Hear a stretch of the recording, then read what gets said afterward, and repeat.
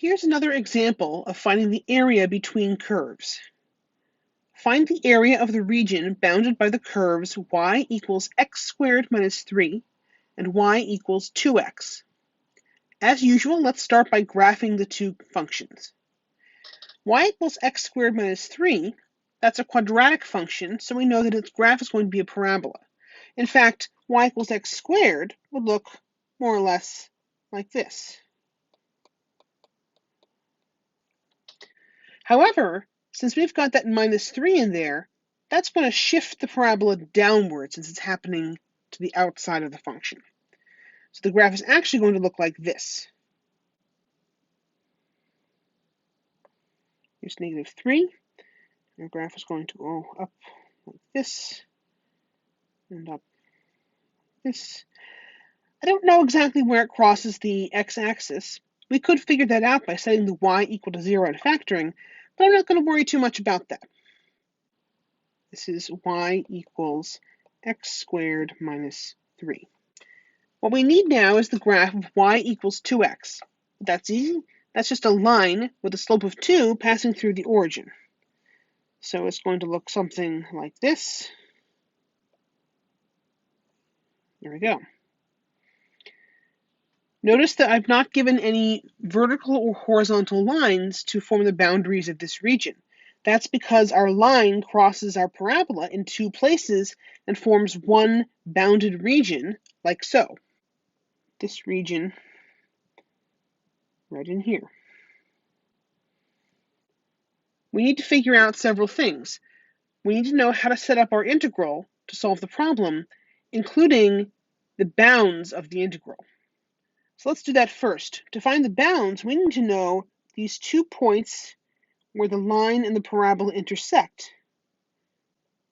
These two x values, because those will form our bounds. This is the leftmost and rightmost values of x that bound our region. How can we do that? Well, how do we always find where two curves intersect?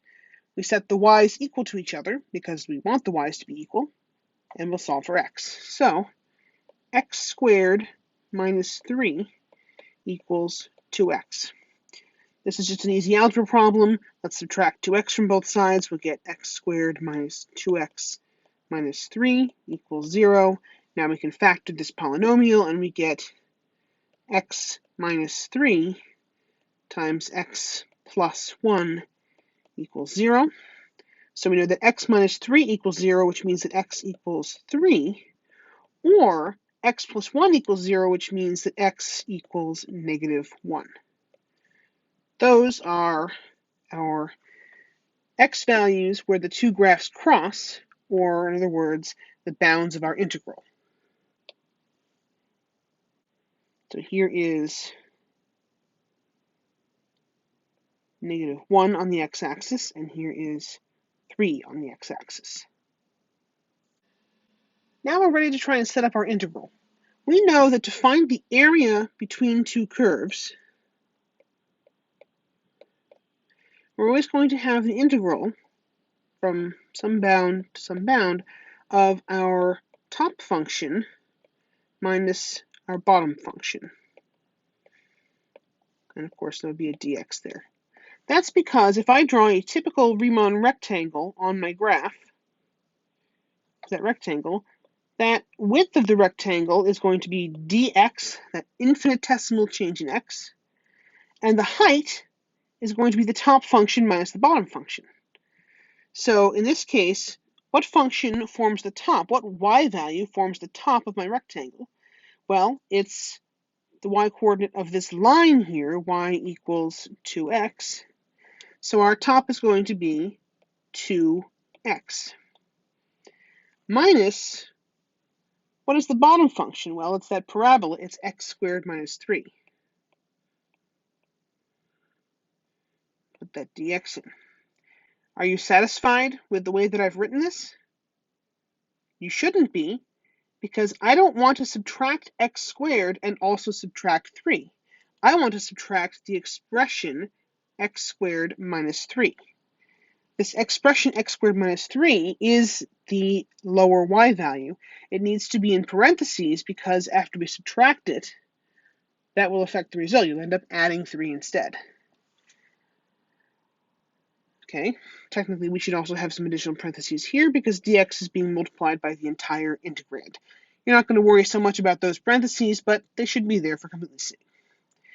All right, and the bounds of our integral we already found. They are -1 and 3. So we're ready to go.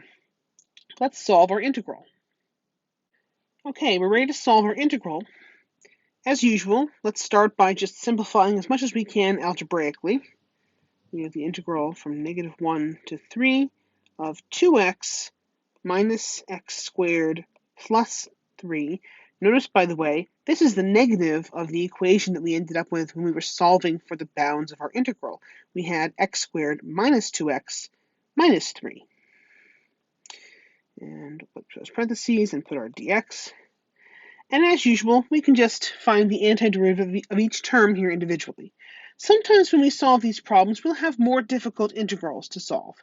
But solving the integral is an entirely separate part of the process from setting up the integral that you need to solve the problem.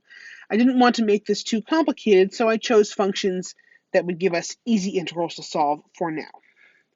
All right, the antiderivative of 2x is, of course, x squared, minus the antiderivative of x squared, that's going to be x cubed over 3, and plus 3x, evaluated at -1 and 3.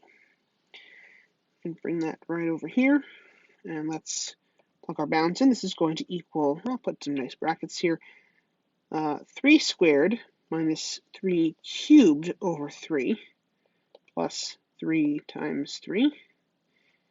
Close those brackets, minus, more big brackets here, -1 squared minus -1 cubed over 3 plus 3 times -1. Okay, again, watch out for these brackets. You're subtracting this entire expression, which has lots of negative signs in it. This is one of the challenges when you're learning to do integration, is you'll have lots of parentheses, lots of brackets, many things involving negative signs, and you need to keep track of what's being subtracted, what's being added, what's being multiplied.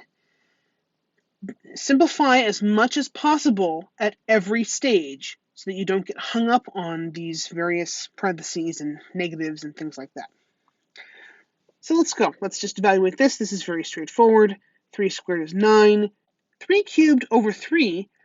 I could do the 3 cubed and then divide by 3, but why should I multiply lots of numbers and do some division when I can just cancel out one of the 3's and say it's 3 squared? That's -9. Right, and then plus 9. That was very convenient. Minus, well, -1 squared is 1, but then we're subtracting the whole thing. -1 cubed is -1. That's -1/3. We're subtracting that. That makes it positive. But there's a minus sign in front of those brackets, which makes it negative again. -1/3. And then plus 3 times -1. 3 times -1 is -3.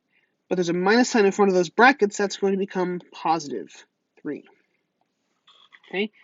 These 9's cancel out. We have 9 minus 1 plus 3 minus 1/3. So we have 9 plus 3 is 12. Minus 1 is 11. 11 minus 1/3 is 10 and 2/3. You might prefer an improper fraction. You could do that if you want. I think having a mixed number like this is convenient because it gives us a sense of how big the answer is.